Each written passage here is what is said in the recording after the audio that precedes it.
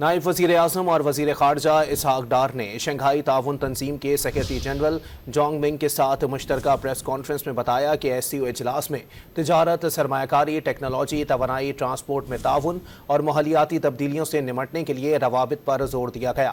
رکن ممالک کو SCO development bank, SCO development fund اور SCO انویسٹمنٹ فنڈ کے قیام کی کوششیں تیز کرنے کی ہدایت کی گئی۔ سیکریٹری جنرل SCO کا کہنا تھا کہ سمٹ میں تجارت کے لیے مقامی کرنسی اور پروجیکٹ فائنینسنگ پر زور دیا گیا اور عالمی مسائل و تنازعات پر غور کیا گیا۔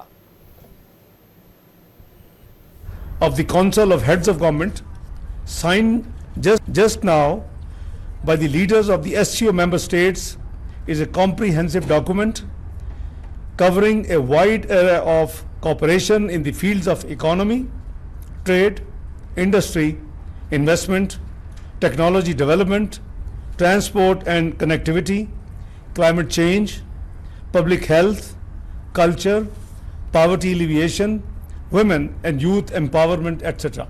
Instructed the authorized departments of member states to intensify efforts on the establishment of the SCO Development Bank, SCO Development Fund and the SCO Investment Fund.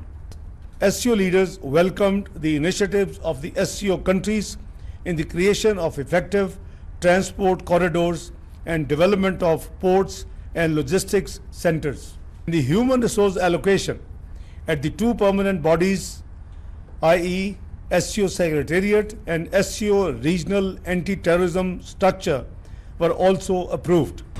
All in-depth discussion was carried out on SCO cooperation plans and prospects in priority areas such as trade, investment, transportation, energy, agriculture, local currency settlement, innovation, education and culture.